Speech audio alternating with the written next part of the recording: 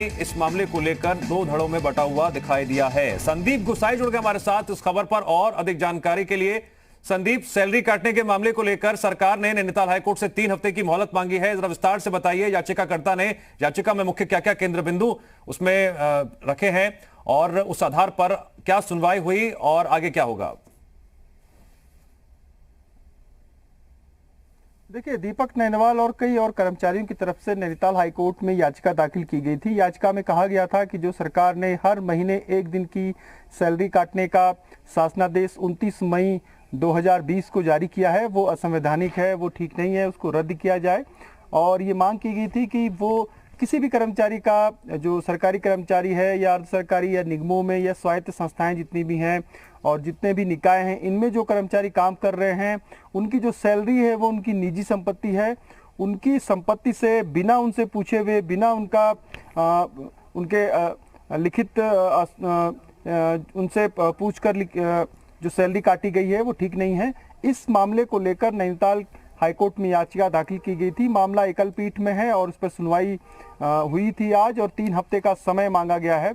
मामला काफ़ी high profile बनता जा रहा है क्योंकि सरकार ने कल ही जो चतुर्थ श्रेणी कर्मचारी हैं और जो सफाई कर्मचारी हैं, उनका एक दिन का वेतन जो शामिल सभी कर्मचारियों का किया गया था, उनमें से उनको हटा दिया है। यानी जो चतुर्थ श्रेणी 4th क्लास कर्मचारी हैं और सफाई कर्मचारी हैं, उनका हर महीने एक दिन का वेतन नहीं कटेगा। हाईकोर्ट में याचिका दाखिल होने के बाद सरकार एक तरीके से रोल बैक किया, उस डिसीजन में थोड़ा सा संशोधन किया। लेकिन अभी भी जो कर्मचारी हैं वो नाखुश हैं क्योंकि कोविड केयर फंड में लगातार धनराशि अलग अलग माध्यमों से आ रही है। सरकार ने पहले भी जो कर्मचारी हैं उनसे शिक्षा से कहा था कि जो देना चाहें तो दे सकते हैं। बड़ी संख्या में कर्मचारियों ने, विभागों ने, निगमों ने, अलग अलग संस्थाओं ने, निजी जो कंपनियां हैं, निजी जो लोग हैं, उन्होंने भी कोविड केयर फंड में ये दान किया था। 2.5 लाख से ज़्यादा कर्मचारी हैं दिव्यांग पूरे उत्तराखंड में और अगर एक दिन की सैलरी कटती है, अलग अलग पद हैं, अलग अलग जो कर्मचारी हैं, एक दिन की, कम से कम एक दिन की सैलरी हर कर्मचारी की 1000 से ऊपर ही होगी। कई कर्मचारी ऐसे हैं जो शिक्षक है, 1.5 लाख कमाते हैं, उनकी एक दिन की सैलरी आप निकाल लीजिए। तो ये बड़ी संख्या, बड़ा अमाउंट था और सरकार के खिलाफ जो कर्मचारी थे वो लगातार मुखर होते जा रहे थे क्योंकि कोविड-19 बीमारी थी, कोरोना संक्रमण था, इसलिए पूरे प्रदेश में इसको विरोध को लेकर आंदोलन नहीं हो सकता था, उस पर रोक लगी थी। लिहाजा इसकी लड़ाई जो है कर्मचारियों ने। मैं आपको चाहूंगा इस वक्त हमारे साथ उत्तराखंड कांग्रेस नेता मथुरा दत्त जोशी जुड़ गए हैं फोन लाइन पर। मथुरा दत्त जोशी जी, आपका बहुत बहुत स्वागत है जी उत्तर प्रदेश उत्तराखंड पर। धन्यवाद, नमस्कार। मथुरा जी, आपकी पार्टी तो इस फैसले का लगातार विरोध करती आई है, जिस तरह से कर्मचारियों की हर महीने एक दिन की सैलरी कोविड फंड में देने का फैसला सरकार ने लिया था। अब इस मामले में नैनीताल हाईकोर्ट से सरकार ने 3 हफ्ते की मोहलत मांगी है। सबसे पहले आपका रिएक्शन इस पर? देखिए, बिल्कुल हाईकोर्ट का जो निर्णय है वो स्वागत योग्य निर्णय है। हाईकोर्ट ने बिल्कुल सही बात संज्ञान में ली है। मैं तो जिन्होंने भी रिट याचिका डाली है उनको भी बधाई देना चाहूंगा। इस तरह की सरकार ने हठधर्मिता करते हुए और कर्मचारियों के जो राइट हैं, जो अधिकार हैं, उनका उल्लंघन किया जा रहा था, उनका उत्पीड़न किया जा रहा था सरकार द्वारा कि भाई किसी व्यक्ति से अगर आप, ये तो एक दान है ना आदमी का, अगर दान देना चाह रहा है और आप ये कहते रहे हो कि हम आपका जबरदस्ती एक दिन की तनख्वाह काट लेंगे और लगातार मार्च से 31 तक हम काटेंगे 2021 तक, ये सरासर निर्णय सरकार का बिल्कुल गलत था। सरकार की हठधर्मिता थी और सरकार की मनमर्जी थी। उसके खिलाफ हाईकोर्ट ने जो निर्णय लिया है वो स्वागत योग्य निर्णय है। वैसे भी नहीं, अभी निर्णय दिया नहीं है, अभी निर्णय दिया नहीं है। अभी सरकार ने 3 हफ्ते की मोहलत मांगी है और मैं, आपने जो सवाल उठाए हैं उन सवालों का जवाब मैं ले लेता हूं देवेंद्र भसीन जी से। उत्तराखंड बीजेपी के प्रदेश उपाध्यक्ष देवेंद्र भसीन जी हमारे साथ इस चर्चा में जुड़ गए हैं। देवेंद्र भसीन जी, आपका मैं स्वागत करता हूं। कांग्रेस यहां पर इस फैसले का लगातार पहले से ही विरोध करती आई है। कल आपने रोल बैक भी किया, आपकी सरकार ने चतुर्थ श्रेणी कर्मचारियों और सफाई कर्मचारियों के लिहाज से हम बात करें, और याचिकाकर्ता ने जो याचिका में सबसे मुख्य केंद्र बिंदु जो है याचिका का कि 1 साल तक एक दिन की सैलरी काटना गलत है। क्या आप रिव्यू करेंगे इस पर? देखिए, ऐसा अभी माननीय उच्च न्यायालय ने जो सरकार को जवाब देने के लिए कहा है, तो सरकार अभी आदेश मिलने के बाद जो है उस पर अपनी प्रतिक्रिया देगी जी। और जो विधि सम्मत होगा उस काम को किया जाएगा। जी। जहाँ तक सरकार ने जो चतुर्थ श्रेणी कर्मचारी आदि के बारे में जो निर्णय लिया है, तो वो क्योंकि हम कर्मचारियों को अपना अंग मान के चलते हैं और किसी प्रकार से कोई टकराव की स्थिति भी नहीं बनती है।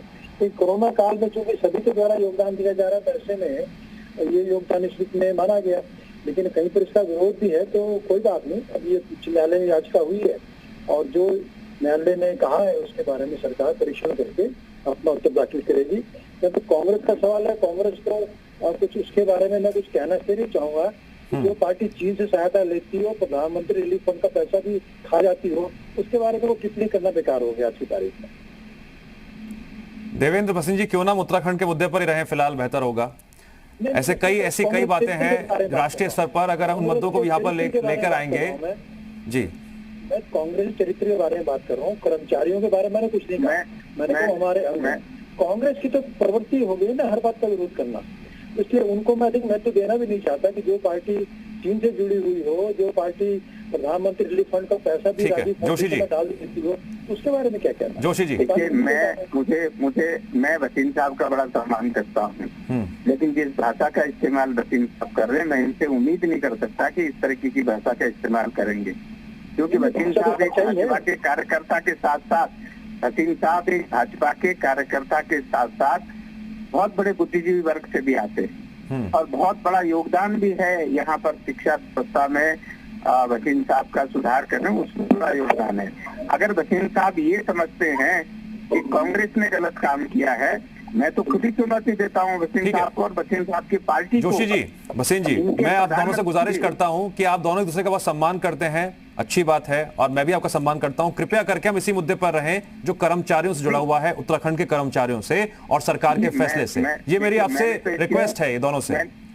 मैंने तो इसमें कुछ भी नहीं बोला। मैं तो जो वास्तविकता है, सरकार को किसने एक बात का जवाब देते हैं। वसीम साहब स्वयं राज्य कर्मचारी रहे हैं, अधिकारी रहे हैं, डायरेक्टर रैंक से रिटायर हुए हैं वसीम साहब और उच्च शिक्षा के।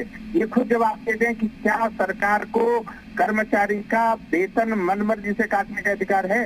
मैं बड़ी विनम्रता से पूछना चाहता हूँ।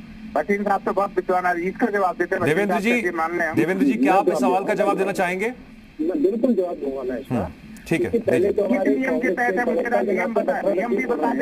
नियम भी बताते हैं। इतिहास के जानकार भी हैं वसीम साहब, इतिहासकार भी हैं। ठीक है जोशी जी, आपने सवाल रखा, जवाब भी आने दीजिए।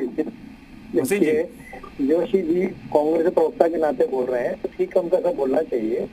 और कोरोना काल में चूंकि कांग्रेस ने कोई भी योगदान नहीं दिया, तो इसमें कोई और योगदान दे रहा है या उससे मांगा जा रहा है, तो ये बारे में फिर मैं कह रहा हूँ, ये कहना बिल्कुल गलत है। मेरी बात कोरोना में जितना योगदान कांग्रेस ने दिया, मैं समझता हूँ भाजपा ने नहीं दिया होगा। मैं बड़े तथ्यपरक बात करता हूँ जब भी करता हूँ। जोशी जी, भसीन जी, मेरा सवाल कर्मचारियों से जुड़ा हुआ था, लेकिन लगता है कि मुद्दा कहीं और भटक गया और सियासत एक बार फिर से गर्माती हुई नजर आ रही है। आप दोनों का बहुत बहुत शुक्रिया। संदीप, आपका भी शुक्रिया तमाम जानकारी के लिए।